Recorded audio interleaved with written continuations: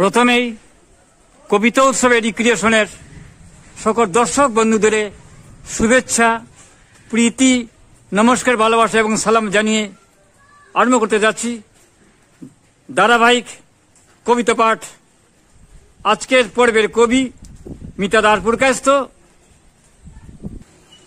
বাংলা সাহিত্যের ভূগোল কেবল এখন কলকাতা তথা পশ্চিমবঙ্গ, ঢাকা তথা বাংলাদেশ নয়। বাংলা সাহিত্যের সীমা এখন সূর্যকিরণ যেখানে রোদ্দুর খেলা করে সেখানেই, অর্থাৎ প্রবাসীরাও আমাদের সঙ্গে রয়েছেন। আর মাতৃভাষার বেদিমূলে রক্তজবা রঞ্জিত করে আলপনা এঁকেছেন যেসব শহীদেরা, সেই বরাক ভুবন তার কৃতিত্বের দাবিদার। সেই ভুবনে দাঁড়িয়ে যারা আকাশ ছোঁয়ার আকাঙ্ক্ষায় মাথা তুলেন সৌষ্ঠব সৌন্দর্যে, নান্দনিকতায়, তাদের মাঝে উজ্জ্বল চিহ্নিত একজন কবি মিতা দাসপুরকায়স্থ। আজকের ধারাবাহিক কবিতা উৎসব রিক্রিয়েশনের তার সৃজন থেকে একটি কবিতা পড়ছি। কবিতা পড়ার আগে কবির এক চামচ সংক্ষিপ্ত পরিচয় তুলে ধরছি। কবি মিতা দাসপুরকায়স্থের জন্ম দক্ষিণ আসামের বরাক উপত্যকায় 1973 ইংরেজির 26শে জানুয়ারি। কবির অনেকগুলো গ্রন্থ রয়েছে, তাদের মাঝে উল্লেখ্য কাব্যগ্রন্থ ভালোবাসায় গেঁথেছি শব্দমালায় ও কাব্যগন্ধি অস্তিত্ব। কবির সৃজনকর্ম, গল্প, কবিতা, প্রবন্ধ সব শাখাতেই তিনি সফলতার বিচরণ করেছেন। শুধু তাই নয়, প্রকাশনা শিল্পকেও বহু বর্ণে যথাযথ রুচিশীল করে এগিয়ে নিয়ে যাচ্ছেন। নতুন দিগন্ত প্রকাশনীর কর্ণধার তিনি।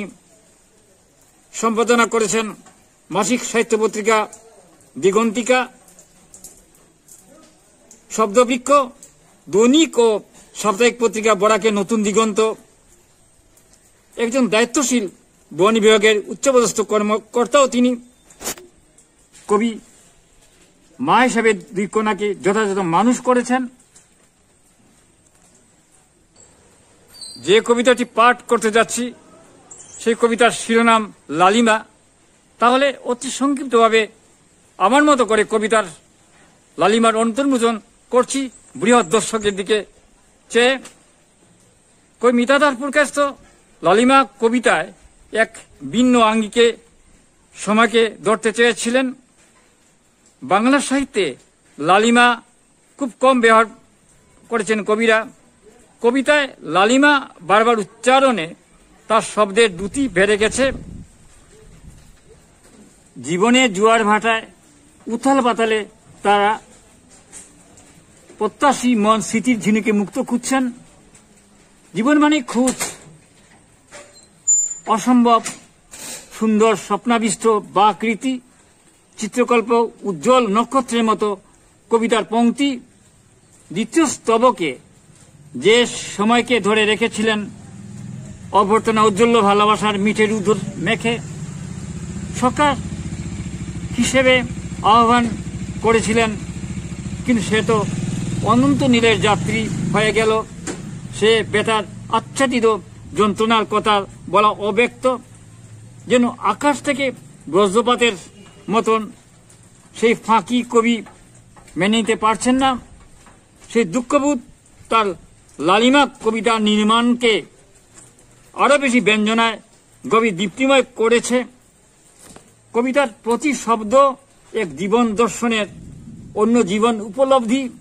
তাই কবিতা নান্দনিক সৌন্দর্যে মনোমুগ্ধকর হয়ে ডুবুরির মতো টেনে নিয়ে গেছে জীবন সমুদ্রের গভীর থেকে গভীরে। জীবনের জোয়ার ভাটায় কখন কে ডুববে, কখন কে ভাসবে কেউ জানে না। সেই অনন্ত সময়ের কাছে আমরা সবাই তার দাসানুদাস খড়িকাঠ মাত্র। দিগন্তের অন্তরাগের মতো জীবনের হঠাৎ নেমে আসে দিনান্তে রং মেখে দিনের রৌদ্র বিদায়, কিন্তু আমরা থেমে থাকতে পারি না। আবার যন্ত্রণার জীবনের কষ্টি পাথরে শুদ্ধ হয়ে রূপান্তরে জীবনের স্বপ্নে কাজল পড়ে অভ্যর্থনার করব ঘুম ভাঙানিয়া প্রত্যাশী ভোরের আর তখনই জলমল রুদ্র হেসে উঠবে সবুজ গালিচায়। আশাসূচক বার্তা দিয়ে কবিতার সমাপ্তি। তাহলে এখন মিতাদার প্রকাশের মূল কবিতাটি লালিমা পড়ে নিচ্ছি। মিতাদার প্রকাশের কবিতার শিরোনাম লালিমা। একদিন সমর্পণের লালিমায় আহ্লাদিত সাজ আজ কোথায়? আহা, আহ্লাদি মন হারিয়ে যায় খুঁজ খুঁজ স্মৃতির আলো আধারে, পড়তে পড়তে জড়িয়ে সংসার বিহারে। লাল লাল লালিমা, লালের অভ্যর্থনার মহিমা। একজন মানুষ জীবন বন্ধু ভালোবাসায়, সখ্যতার মগ্নতায়, হতাশায় পিপাসায়। বলেনি আগে সকা চলে যাবে ছেড়ে, বজ্র হঠাৎ করে নেমে আসে তেরে। তছনছ হয় লাল লাল লালিমা, সুহাগ অভিমান পুড়ে ছাই কালিমা। অতঃপর একাকী লাভা স্পর্ধাহীন নীরবতায় লুকিয়ে ফুলের ক্রন্দন। আমার লালের মুহ তপ্ত সোনা, আগ্নেয় গিরির ক্ষণে ক্ষণে অগ্নুৎপাতে পুরামাটির অমর চিত্রফলকে ঝলসে ওঠে। তাই মেনে নিতেই হয় অস্ত্রাক লালের বিদায়।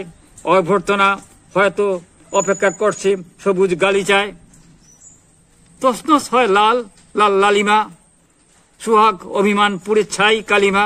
অতঃপর একাকী লাভা স্পর্ধাহীন নীরবতায় লুকে ফুলের ক্রন্দন। আমার লালের মুহ তপ্ত সোনা, আগ্নেয়গিরির ক্ষণে ক্ষণে অগ্নুৎপাতে পুরামাটির অমর চিত্রফলক ঝলসে ওঠে। তাই মেনে নিতেই হয় অস্তরাগ লালের বিদায়। অভ্যর্থনা হয়তো অপেক্ষা করছে সবুজ গালিচায়। কবিতা উৎসব এডুকেশন অনুষ্ঠান শুনুন, দেখুন, আমাদের পাশে থাকুন। প্রকৌশলগত অনেক ত্রুটি থাকা সত্ত্বেও দেশে বিদেশে হাজার হাজার দর্শকের অনুষ্ঠান দেখে থাকেন। আপনিও দেখুন, দেখতে থাকুন, ভালো লাগবেই। কবিতা হলো সুস্থভাবে বেঁচে থাকার অক্সিজেন। দেখতে থাকুন, ভালো লাগবেই। নমস্কার।